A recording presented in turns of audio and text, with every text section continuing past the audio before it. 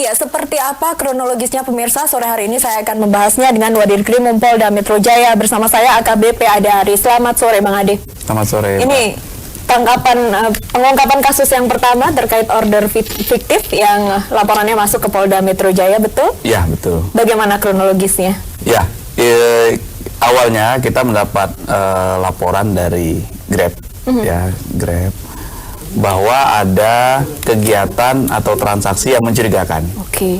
Kemudian kita melakukan penyelidikan bersama-sama. Tidak lebih dari seminggu ya, kita berhasil mengungkap kejahatan ini. Jadi ada 2 kelompok peran dari 12 tersangka yang kami amankan. Apa saja? Nah, kelompok pertama yaitu orang yang berperan mengotak-ngatik sistem atau ngerut sistem itu sehingga dia bisa masuk ke dalamnya. Kemudian sistem itu melalui seorang perantara dijual kepada 10 orang tersangka lainnya, yang mana kelompok kedua sebagai orang yang bertindak sebagai pengemudi online fiktif dan penumpang fiktif, atau yang kita sebut pengemudi dan penumpang tuyul lah, ordernya ini order tuyul, order fiktif. Nah, mereka ini melakukan yang pertama tadi ngerut, kemudian dia menjual sistem itu ke 10 orang ini, masing-masing membeli dengan harga Rp100.000 per handphone, kalau mau diaplikasikan di situ. Nah, kemudian 10 tersangka ini berkumpul di satu tempat di daerah Taman Aris, Jakarta Barat, di sebuah warung makan. Mereka memilih peak season ya, peak hour. Peak hour, mereka duduk berkumpul sejak jam 12 sampai jam 17. Nah, di situ dia melakukan order fiktif. Dia saat menggunakan salah satu handphone sebagai fiktif sebagai penumpang, dan dia langsung mengklik yes sebagai pengemudi. Di mana order yang dia lemparkan dengan sistem root yang sudah mereka pakai itu tidak bisa ditangkap oleh pengemudi lainnya, walaupun pengemudi online-nya ada di sekitar situ. Yang bisa nangkap hanya yang handphone yang dia pegang juga. Baik. Seperti itu. Jadi dia tidak melakukan kegiatan penjemputan dan pengantaran masyarakat yang mengorder, tapi dia hanya duduk di situ kurang lebih 5 jam, kemudian melakukan kegiatan itu, sehingga akhirnya dia mendapat predikat excellent. Itu kan jam-jam peak hour itu tadi dia dapat bonusnya besar. Sehingga dalam kurun waktu 3 bulan ini mereka melakukan kegiatan operasi, pihak Grab dirugikan sekitar 600 juta rupiah. Ya. Ini artinya sama sekali tidak ada aktivitas mengambil penumpang, tapi menggunakan aplikasi dengan operator dirinya sendiri. Ya. Ini dari barang bukti ada 170 handphone yang digunakan. Artinya semua transaksi dari 10 orang itu dari 170 handphone. Betul, ya. Mereka menggunakan handphone itu supaya tidak tahu. Kadang mereka juga bertukar. Tapi sebenarnya ini belum bisa dikategorikan sebagai sebuah sindikat ya, karena sebenarnya mereka bekerja sendiri-sendiri, dalam arti keuntungannya dinikmati langsung. 10 orang ini adalah terdaftar juga di pengemudi online Grab ini. Makanya 8 mobilnya juga kita sita, karena kalau tidak terdaftar nggak mungkin mereka bisa ini kan. Nah, kemudian untuk satu orang yang berperan sebagai orang yang menerobos aplikasi itu, ahli IT-nya itu, dia juga profesi sehari-harinya adalah pengemudi online di tempat lain, di merek yang lain. Oke, tapi 10 orang tersangka ini yang sekaligus sebagai terdaftar sebagai pengemudi online, semuanya saling mengenal dan melakukan kegiatan itu bersama-sama dalam satu tempat? Iya, bersama-sama dalam satu tempat, di tempat warung itu. Pemilik warungnya pun ikut juga di situ, melakukan aktivitas itu. Mereka dari lintas profesi ya, ada yang berposisi sebagai guru, swasta, ada yang pelatih fitness, ada yang pelajar, ada juga mahasiswa. Menarik, artinya 10 tersangka yang kemarin diamankan polisi total dari 12, yang 2 adalah ahli IT-nya. Ini yang satu ahli IT, yang satu perantara, seorang wanita yang bertugas mencari orang untuk membeli sistem ini. Kemudian 10 orang itu yang berperan sebagai pengemudi dan pengorder fiktif.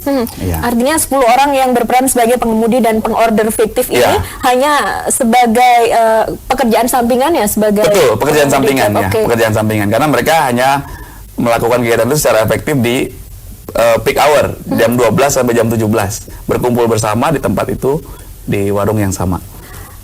Kenapa peak hour? Tentu saja ini peak hour biasanya yang ada tanda merahnya ini tarifnya tinggi sekali. Iya, bonusnya besar. Bonusnya besar dan pesanannya cukup banyak. Nah, sehingga mereka efektif lah melakukan kegiatan situ dalam waktu yang singkat bisa mendapatkan keuntungan yang banyak.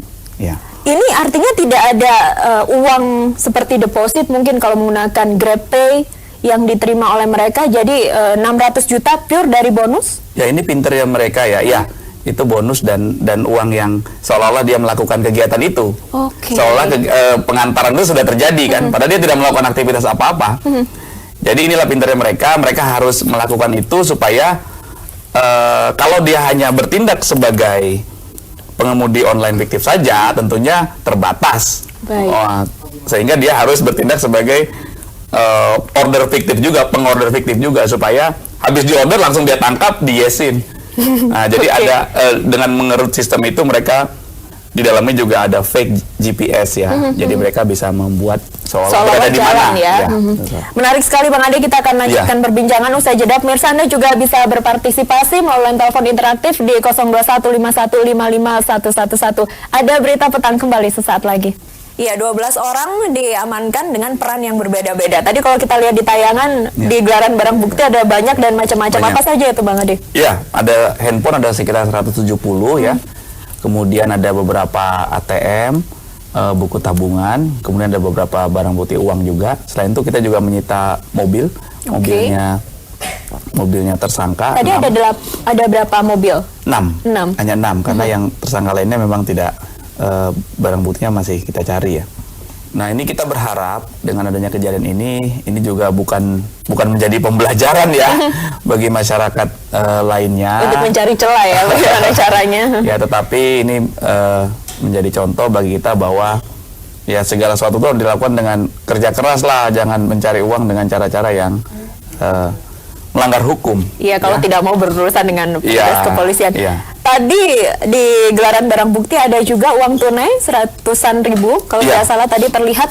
Ini bagaimana uang ini bisa datang dari ATM yang ditarik tunai atau bagaimana? Karena tidak ada transaksi uang tunai yang mereka lakukan. Betul ya, mereka kan total akumulasi nih ya 600 juta ini kan sudah ada yang ditarik, ada yang digunakan untuk belanja, kegiatan sehari-hari, membeli barang dan lain sebagainya. Nah, dari barang bukti yang kita amankan itu diantaranya adalah uang dari beberapa tersangka ya. Artinya yang diamankan. Betul ya.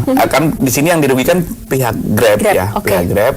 Dengan tidak adanya kegiatan itu, maka Grab tetap harus membayar karena di sistemnya tercatat, sehingga Grab dirugikan 600 juta. Baik, tapi uang yang berhasil diamankan jauh dari angka 600 juta Bang Ade? Tidak ya. Kita belum merinci. Dan kita akan kembangkan terus apakah masih ada kelompok lain atau tempat lainnya, bukan kelompok lain yang juga melakukan aktivitas yang sama. Nah, ya. Kemungkinan ada tersangka baru kalau dari kelompok ini 10 yang diamankan, atau si AA yang sebagai ahli IT-nya ini apakah juga menjual aplikasinya ke pihak lain Bang Ade? Iya. Barang bukti yang kita amankan dari para tersangka ini sedang kita uji secara laboratoris ya.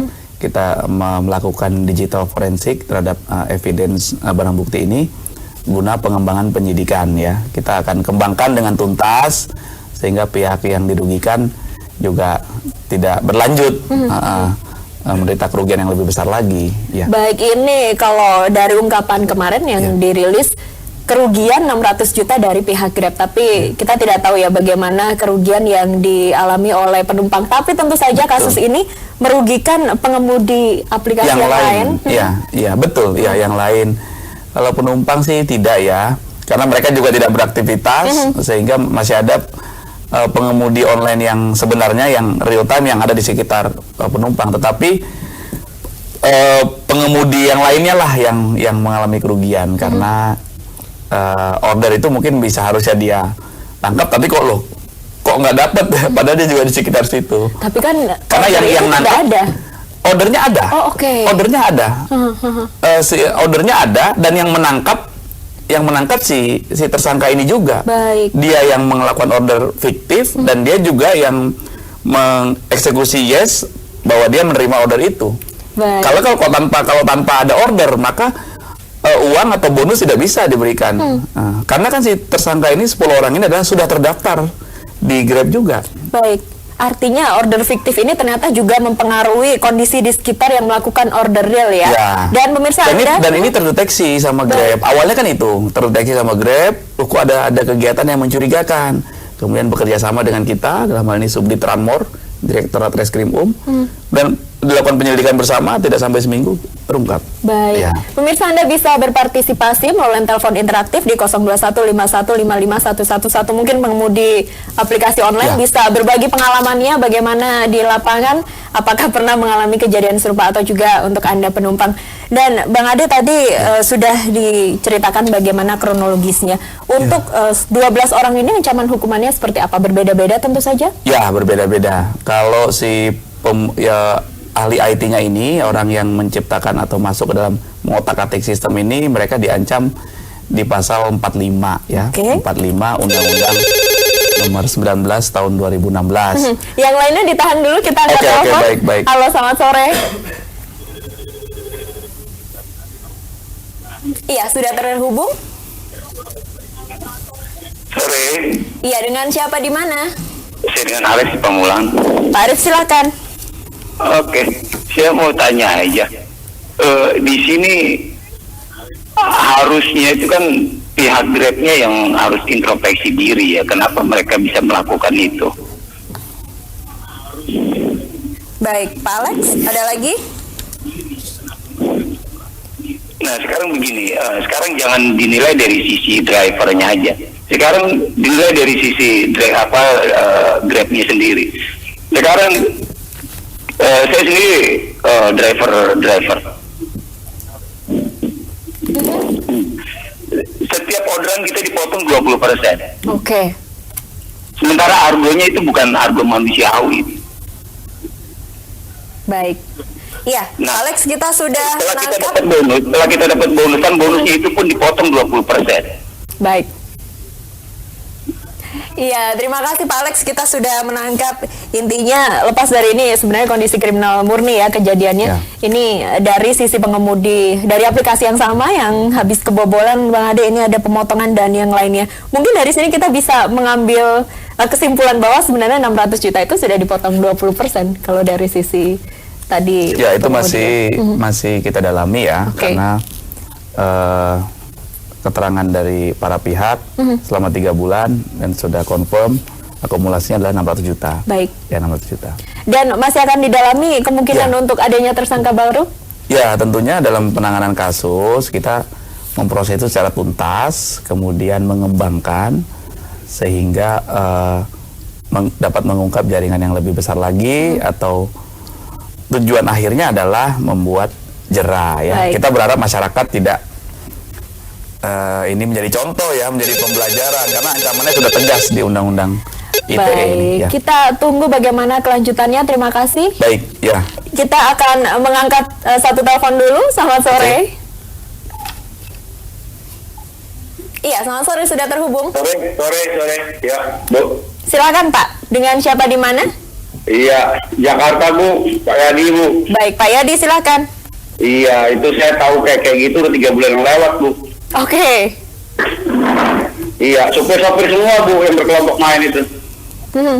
Ada banyak Pak Yadi yang Anda tahu? Ya di sekitar sana Bu, Bekasi Bu. Baik. Ini mungkin informasi juga ya untuk petugas Baik. kepolisian. Iya. Ada lagi Pak Yadi? Iya, cuma waktu itu saya mau ngadu ke Grab gimana? Kebetulan saya bukan anggota Grab ya. Oh, baik. Iya, Baik. saya online juga tapi dari ini yang lain ya. Iya, Yang terima lain. kasih Pak Yadi informasinya. Ini tadi dijelaskan kasus yang baru saja diungkap sudah 3 bulan yang Ya, lalu ya. ya, ya. Dan ini ada informasi selanjutnya akan ya. seperti apa, Bang? Ya, kita akan tindak lanjuti. Baik. Kita akan tindak lanjuti. Silakan masyarakat juga yang mengetahui, melihat, mengalami tindak pidana atau kejahatan bisa melaporkan ke kami, ke kantor polisi yang terdekat. Kalau kami sendiri di Direktorat Reskrim Polda Metro Jaya. Namun polisi kan ada di mana-mana, di jalan juga bisa dilaporkan, atau di kantor kepolisian terdekat dari mulai polsek sampai polda ya. Baik, AKBP Ade Ari, terima Ya. kasih. Selamat Sama-sama, sore. Mbak. Ya.